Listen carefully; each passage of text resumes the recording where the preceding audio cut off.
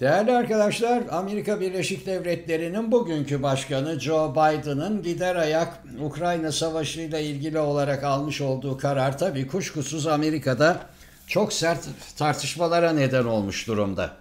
Genel olarak görüntü Biden ekibinin giderken Ukrayna'da geriye dönülmesi çok zor bir miras bıraktığı yönünde.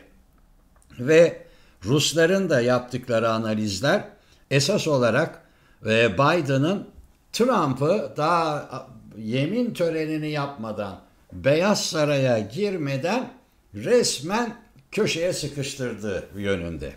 Tabii Donald Trump'ın Beyaz Saray'a atayacağını söylediği, yani Ulusal Güvenlik Başdanışmanı var. Bu adam çok önemli bir makam. Yani şu anda Jake Sullivan yapıyor Biden'ın. Mike Waltz. Bakın ne açıklamalarda bulundu. Başkan Biden'ın almış olduğu uzun menzilli füzelerin Rusya'ya karşı kullanılması kararı savaşın tırmanmasına yol açacaktır. Bu kararla ilgili olarak mevcut yönetim tarafından bana bir briefing verilmedi. Niye verilmediği de ilginç hakikaten. Çünkü şu ana kadar Amerikalılar uygulamaya da girmiş olan, çünkü bir Yanska saldırı yaptı Ukrayna.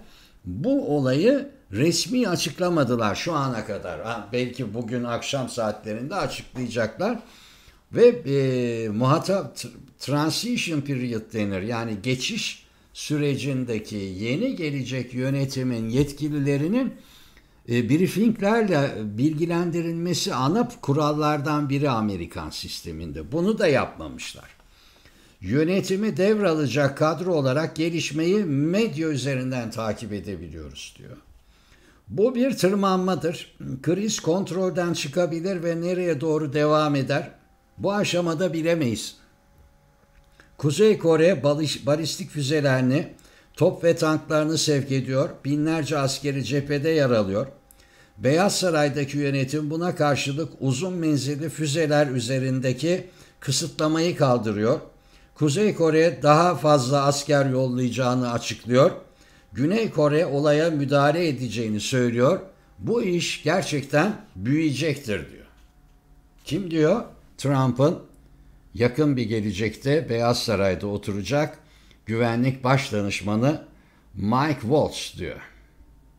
Ve devam ediyor. Şu anda alınan kararlar taktik nitelikte. Başkan Trump buraya bir strateji kazandırmakta kararlı.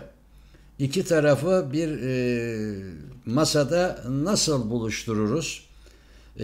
Kimler masaya oturur? Çalışma nasıl yürütülür?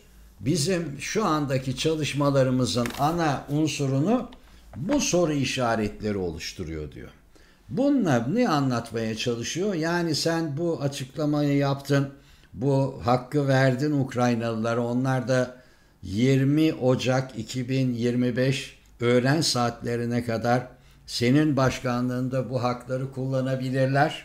Fakat biz gelince bu uygulamaları durdurmakta kararlıyız diyor. Yalnız Trump yönetiminin ıskaladığı bir tek şeyi söyleyeyim. Ruslar çok güveniyorlar Trump'a belli. Ama Ruslar da ıskalıyor.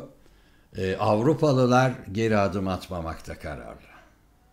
Yani Trump Ruslarla birebir bir müzakereye girse ve sonuç itibariyle bir barışa doğru yönlendirmeye çalışsa bile benim Amerika'nın dışındaki NATO müttefiklerinden İngiltere ve Fransa'nın liderliğindeki bir grubun, güçlü bir grubun bu barışı kabul etmeyeceğini gösteriyor. Yani bu işin devamı sadece Trump'a bağlı değil.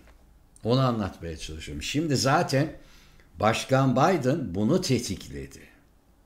Yani Avrupalıları savaşın cephesine doğru getiriyor. Sınırlara getiriyor Avrupalıları. Ve Trump iş başına gelip Beyaz Saray'dan Avrupa'ya baktığında savaşa hazır bir Avrupa görecek. Esas mesele o bence. Hoşça kalın.